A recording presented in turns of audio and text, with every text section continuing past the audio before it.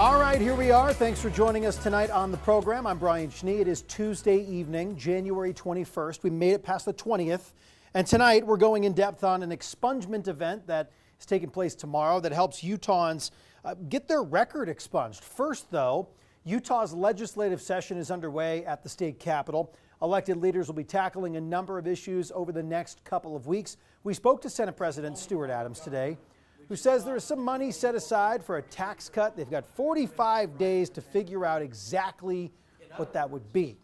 Senators also expect to discuss several bills to create more housing for first-time home buyers. Another bill for discussion would create a division called the Office of Student Health Affairs to oversee all of the health services within the public education system. By the way, that's just like 2 or 3 of the hundreds of bills that will be discussed in the next 45 days. So stay with 2 News as we continue to follow all of the developments from this legislative session. It is really early on. You can find our reports and interviews with lawmakers posted online on our YouTube page. That is the KUTV YouTube page. We'll have even more of those issues that affect you and your family. You can also check out Heidi Hatch's Take 2 podcast with local political insiders. Give this a listen. A new episode drops every Friday on our website, KUTV.com. It is also on Spotify and iTunes. Now to a crisis in the classroom. Should gun safety be taught in Utah schools? One state representative is sponsoring a bill that would make the State Board of Education come up with some sort of firearm safety standards that would be taught to students all over Utah. But as Paul Nelson reports, some firearms experts believe there could be a potential problem with a one-size-fits-all policy for every child in Utah. The legislator sponsoring House Bill 104 says too many kids have gotten hurt from accidents involving guns, and he believes the state should set some sort of standard training so a child would know what to do if they see a weapon at a school or at a friend's house. But I've spoken with gun safety trainers who say not all kids are ready to have the same discussion about firearms. Whether it's an 8-year-old boy who accidentally shoots himself after finding a gun in the car, a self-inflicted gunshot wound to the head. Police are saying that this child was alone in the car at the time. Or a 16-year-old girl from Vernal injured after a friend was handling a gun. One kid just picked it up and decided he was going to put it in holster, and it went off.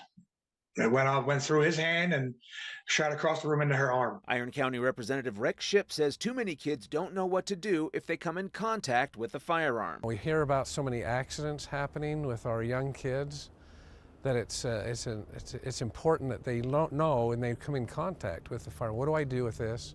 Who do I report to? His bill, House Bill 104, would require the Utah State Board of Education to develop some sort of curriculum for school kids about firearm safety. But what exactly would be taught? Would kids be instructed not to touch it and tell a trusted adult, or actually handle the weapon to turn it in? That, Shipp says, would be up to the state board. I vision it as something where a kid, if he sees a firearm or sees one of his friends packing a firearm to school, he knows what to do. Not necessarily do anything with it, but who to report to and so on. If the bill passes, kids K through 6 would see an age-appropriate gun safety presentation every year. Meanwhile, kids in junior high or high school would only need to see the presentation once every 3 years. How do you respond to somebody who says, hey, look, you don't need to teach my kindergartner how to handle a weapon? Well, in the bill, it says that if parents want to opt out, there's an opt-out opportunity. Some firearms experts feel there's a potential pitfall with creating one standard curriculum for all young kids. They believe some kids are prepared to handle a discussion about handling firearms, while others are not. It just depends on their maturity and their ability to understand and be able to process the information about how this firearm can be used in a good way, and also how it can be very dangerous in another way. Todd Nielsen is the director of training for Ready Gunner Firearms in Orem. He also believes there's a big culture difference between kids in rural areas and kids in large cities. In an urban environment, there's generally less firearms because there's less hunters and so on and so forth. So if the bill passes, Nielsen says parents need to speak with their kids about gun safety and be very clear if they want their kid to handle a weapon or not. The parents having that discussion with their children is probably the best place to start with all this, because who's going to know their maturity level and the abilities of their children better than the parents? And he says gun owners need to make sure their weapons are properly locked. Nielsen says many gun owners already do this, but some don't. I talked to my students, I talked to a number of family members that just, well, yeah, I have this firearm, I have this firearm, and this firearm. I'm like, okay, so where do you store it?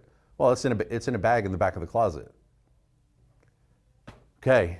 Yeah. A simple 5-year-old can open up a zipper. Plus, there's another reason for gun owners to make sure that their weapons are stored properly. Representative Andrew Stoddard is pushing House Bill 132, which would increase the penalty for someone who doesn't secure their weapon and a child is able to access it in an unlawful way. Paul Nelson, KUTV 2 News. Someone has been killed, someone has been taken from you, and the idea that the government, though negligent in causing that, is not responsible, it's usually shock and disbelief that we live in a state that allows that type of thing. 2 high-profile wrongful death lawsuits recently dismissed due to governmental immunity. It's a legal concept that protects the government and its employees from lawsuits. The 2 main cases in question are the case of Gabby Petito and the case where 2 little boys were killed by a parolee in Eagle Mountain. Chief investigative reporter Wendy Halloran talked with one former lawmaker who says overcoming the state's governmental immunity statute appears to be an uphill battle. Odin and I spent every single waking moment together. Grief and heartbreak. The end result is I held my son dead in my arms, and no parent should ever have to go through that. APMP claimed they didn't know Kent Cody Barlow hadn't been to drug treatment 21 days before prosecutors say he was high on meth, crashed into a horse boarding facility, killing Teresa and Bobby Ratliff's son Odin and Hunter Jackson. Wasatch Behavioral Health, where Barlow was supposed to be going for drug treatment, wasn't required by law to tell APMP. It does not matter the consequence. That is what accountability is. You are accountable for your actions. Judge Linda Jones dismissed the Ratliff's lawsuit. But I am required to follow the law. I am simply applying the law as the legislature has written it. And here the legislature has made clear that government agencies have immunity in the circumstances identified in the complaint. The murder of Gabby Petito. Moab police didn't think Petito was in danger because she was crying, and her abuser, Brian Laundrie, said she was crazy. Yeah, do you know if she takes anything? She's crazy. The officer talks about Utah's domestic violence law, which requires an automatic no-contact order where you separate them. And if there's some fighting going on, you already was Mr. Nice Guy. You already gave him a chance. What you can't do by law is separate someone and say, if we hear from you again, we're going to arrest one of you. Because then if one of them really needs help, they may not call police and get help. He says he knows why this law exists. He's admitting that the reason the law is the way it is so often this escalates to a point where the victim ends up murdered, right? Ends up killed. Judson Burton represents Petito's parents who sued the state. Last November, Judge Torgerson dismissed their lawsuit. The Governmental Immunity Act says even if the government messed up, if the injury, in this case death, arises out of some intentional act like that, a battery, the government's immune. These are cases that I think merit another look by the legislature in terms of, are we actually adhering to the original spirit and intention of this law when people whose lives are lost like this are denied a remedy and are told the government's immune? Former state lawmaker Brian King. Individuals like Judge Jones feels the need to say, I can't even touch this. I can't even allow a jury to hear about this because the legislature has spoken unequivocally. The legislature has explicitly said that there's governmental immunity. Do you believe Utah's governmental immunity statute is giving a pass to bad government actors? I think at times it runs the risk. It's too broad to the point that I think it may encourage or at least allow tolerance for unreasonable or irresponsible behavior on the part of government employees that we simply should not allow. Attorney Lashel Shaw for the Ratliffs telling 2 News investigates they intend to appeal Judge Jones's decision.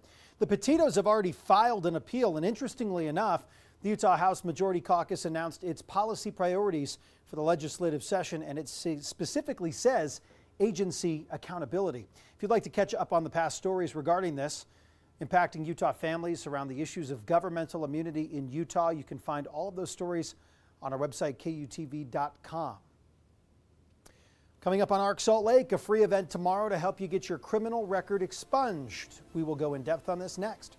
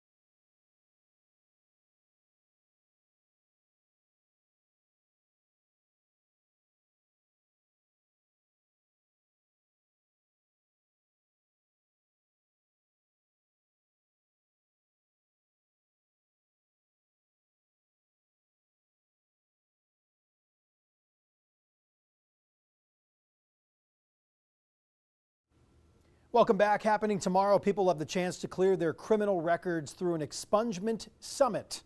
The SEG Foundation, along with the National Basketball Social Justice Coalition, is hosting this event at the Delta Center from 2 to 7 p.m. Utahns will be able to check their expungement eligibility and begin the process of clearing their records at no cost. Volunteers from Clean Slate Utah and RASA will be there to help answer questions. There will also be attorneys at the event to give free legal advice. Earlier today, Jim Spiewak spoke with Noella Sidbury, the founder of RASA Legal, about what to expect at tomorrow's expungement event. You help people get their records, or at least in part, help people get their records expunged.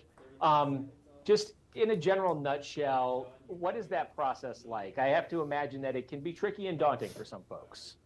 Yeah. Having a criminal record is incredibly common. Over 1 in 4 Utahns have some type of criminal record. Figuring out how to clear your record can be costly, it can be complicated, Utah law can be really overwhelming and confusing. And RASA was founded to make it easier for somebody to quickly interact with a technology platform that can tell them what is on their record and whether it's eligible for expungement. And so will you be at the summit tomorrow, you and your team? Yes, we will. This is our largest Utah event ever. We have more than 1,000 people registered to come tomorrow. There's still room. We are encouraging people to pre-register, but you can also walk in, and we will serve people on a first come, first serve basis. Event starts at 2, it ends at 7. It's at the Delta Center. It's free. We have close to 100 attorney volunteers there to provide their assistance. The whole RASA team will be there. Clean Slate Utah will be there. It's going to be a terrific event. So is there a cap, or are you just going to help out as many people as you can between that time period? We will help as many people as we can. And the great thing about having technology to assist with this is even if you don't get in, even if you don't get to see an attorney volunteer, you can use the tool for free to find out what is on your record and whether you have a chance of being eligible for expungement. And everybody, regardless of whether they get in, is going to have that knowledge, that education, that information about what they can do to access a brighter future. So walk me through just a hypothetical. I show up tomorrow, I have a record, I get in the door, I talk with an attorney. What will that process be like for me? Yeah, so the first step, right, is using the tool to see if you're eligible for expungement. Regardless of if you're eligible or not, on a first come, first serve basis, you can meet with an attorney volunteer who's going to go through those results with you and talk about what the best next steps are for you in your situation. It may be that you're eligible and you can apply. We have free application support for those that are eligible to fill out that BCI application and get started. Maybe you're in a waiting period, but maybe there's something that we can do legally to reduce that waiting period and get you to eligibility. Maybe you have too many cases to be eligible for expungement under Utah law and you need pardon support. Attorneys will have that conversation about what you need to do to think about that pardon, or maybe you have an open case or you're still on probation. There's a community resource fair where there will be health screens, jobs, treatment resources, health insurance, just all kinds of incredible resources. So we hope that everyone who comes will be able to access something, take that next step in their life that's best for them, regardless of whether they're eligible to clear their record or not. And that is happening tomorrow in downtown Salt Lake City. So speaking of downtown Salt Lake City, or at least over by the airport, I'm guessing. That's right. Not a whole lot of snow this season so far. And I know, be patient. February can deliver, but I don't want to be patient anymore. Not when I see New Orleans. I know. Getting this storm. I'm jealous. Yeah, I'm over jealous 10 too. inches in portions and around New Orleans. That's crazy. Almost close to double what we've seen. I mean, come on, let's go. Let's start to see some That's changes. where you come in. I know, I'm trying my best, but it looks like another weekend storm, Brian, that we've got brewing for us with some snow. Right now it is cold. We finally climbed above freezing, though, today for our high temperatures. Dealing with right now temperatures here up and down the Wasatch Front into the 20s. We're at 28 degrees in Salt Lake City, 29 in Ogden, 26 in Provo. Temperatures across the state right now, they're into the teens up in Heber at 17 degrees, 14 degrees in Price, 29 in Panguitch, 27 in Cedar City. We're dealing with temperatures in Page at 29 degrees there and 14 in Blanding. So it is cold across the state. You can see across the country here, we've got temperatures up in Fargo, the wind chill, -3 degrees right now, -9 in Minneapolis, -14 is what it feels like in Chicago, 4 degrees in New York City, 5 in Boston. With conditions across the southeast, we've got a historic storm. This is the most snow that many of these areas have ever seen in their lifetime. You can see those winter storm warnings continue for Florida, portions of Florida, Tallahassee area, over 10 inches of snow, just remarkable towards the southeastern areas and the Carolinas. They're likely to see 5 to 9 inches of snow as well. You can see this storm. I mean, look how impactful it is. Pretty remarkable here. Some thunder snow possible across the coast as that slides out towards the east. Meanwhile, we're quiet. We've got some clouds central and northern Utah. We had some sunshine down towards the south. We've got some sunshine tomorrow as we start to warm up these temperatures. And then here we go, our next storm. This will be the 5th one that'll be arriving for the weekend and not the work week here. As we get into Saturday morning, we see that snow starting to spread across our northern counties, then moving down central and northern areas Saturday afternoon, and then spreading towards the south here. Look at this, maybe St. George area seeing some snowflakes flying Sunday morning. That continues on into the afternoon and evening hours. And we need this moisture. We're in a pretty significant drought down towards the south, and we're hoping that we can end this streak, which is remarkable, 55 days without any measurable rain in the Salt Lake City area. So we're likely or hoping that we can end this streak with at least a little bit here. Teens in single digits as we head into the overnight. It's going to be another cold one. Bundle up. Back up above freezing, at least for a few hours tomorrow. And then St. George, we've got 50s here on the board through the next several days into the weekend. There's that rain-snow mix that we're expecting into Sunday. A little bit cooler for next week. Along the Wasatch Front, we've got temperatures going a little bit better. Friday, 41, and there's that snow, Brian, as we get into the weekend there, climbing back down to freezing with teens for lows and a pretty chilly week ahead for next week. All right, thank you, Sean. Coming up on Arc Salt Lake, remember this thing, the Sundance Film Festival, you know, that big deal? Begins later this week. What you need to know to catch a movie and experience the fun.